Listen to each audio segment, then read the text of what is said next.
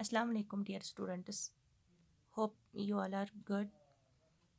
Today we are going to read a poem from your English book of grade 7, page number 58, The Rebel. इससे पहले कि हम start करें poem को, rebel के बारे में थोड़ा सा जानेंगे। रेबल किसको कहते हैं? रेबल किसको कहेंगे हम? Who is rebel? Someone who challenges something existing, जो हर चीज़ का अपोजिट करता है, उसको हम रेबल कहते हैं। जैसे हर चीज़ कोई समाज में कोई ऐसा सारे बंदे जो हैं जो चाहते होंगे, लेकिन रेबल उस इंसान को कहेंगे जो वो नहीं चाहता होगा।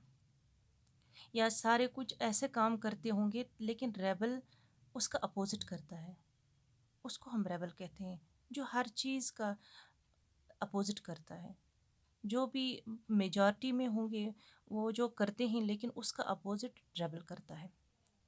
ये पोएम लिखी है डीजे इन राइट ने। उसने इस पोएम में सारी चीज़ें ऐसी कुछ ऐसी सी चीज़ों का जिक्र किया है कि जो सारे चाहते हैं लेकिन रेबल उसका अपोजिट करता है। तो हम स्टार्ट करते हैं पोएम को। आप पेज नंबर 58 निकालेंगे तो हम पढ़ लेंगे। When everybody has short hair, the rebel lets his hair grow long. When everybody has long hair, the rebel cuts his hair short. When everybody talks during the lesson, the rebel doesn't say a word. When nobody talks during the lesson, the rebel creates disturbance. When everybody wears a uniform, the rebel dresses in fantastic clothes. When everybody wears fantastic clothes, the rebel dresses soberly. In the company of dog lovers, the rebel expresses a preference for cats. In the company of cat lovers, the rebel puts in a good word for dogs. When everybody is greeting the rain, the rebel regrets the absence of the sun. When everybody goes to the meeting, the rebel stays at home and reads a book. When everybody stays at home and reads a book, the rebel goes to the meeting. When everybody says yes, please, the rebel says no, thank you. When everybody says no, thank you, the rebel says yes, please. It is very good that we have rebels. You may not find it very good to be one. DJ in right ने ये लिखी है। इसमें rebel के बारे में बहुत कुछ लिखा है कि रेबल किस तरह से हर चीज़ का अपोजिट करता है। जैसे इसने इस पोएम में लिखा है कि अगर हर एक चाहता है कि या हर एक के बाल शॉर्ट होते हैं तो रेबल उस वक़्त अपने बाल को लंबे कर देता है, उसका अपोजिट करता है। या अगर सबों के बाल लंबे होते हैं तो रेबल अपने बालों को छोटा करवाता है। यानी कि हर चीज़ जो समाज में जो लोग मेजॉरिटी में जो करते हैं, रेबल उसका अपोजिट करता है। क्लास में चाहे चाहे क्लास में हों, चाहे घर में हों, चाहे मैदान खेल के मैदान में हों, जो वहाँ पे सब लोग करते होंगे, रेबल वो इंसान है जो उसका अपोजिट चाहता है और वो करता भी है।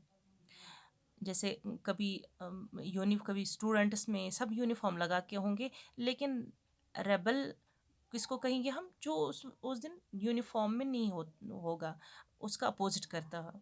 इसी तरह से कोई कहता है कि मुझे डॉग्स पसंद है, प्रेफरेंस करता है डॉग, लेकिन रेबल उस वक्त कैट्स के बारे में बोलेगा कि मुझे कैट्स पसंद है। इसी तरह से कोई बोलेगा कि सब बोले, कोई नहीं कि सब सब कहते हैं कि हमें रैन पसंद है, रैन या बारिश होनी चाहिए, या बारिश है उसके लिए अच्छे अच्छे चीज़ें बोलेंगे। तो रेबल उस वक्त कहेगा कि नहीं, ये धूप है, रोशनी अच्छी है।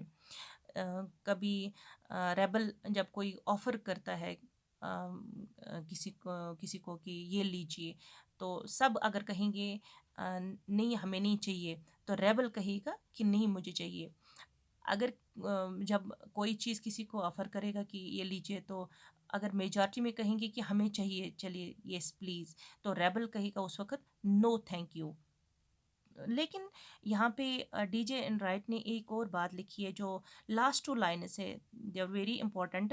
तो इनको मैं और पढ़ लेती हूँ कि it is very good that we have rebels. तो यहाँ पे ये इम्पोर्टेंट लाइन है कि डीजे एंड राइट ने कहा कि it is very good to have rebels because few people have the power to oppose the decision of the majority.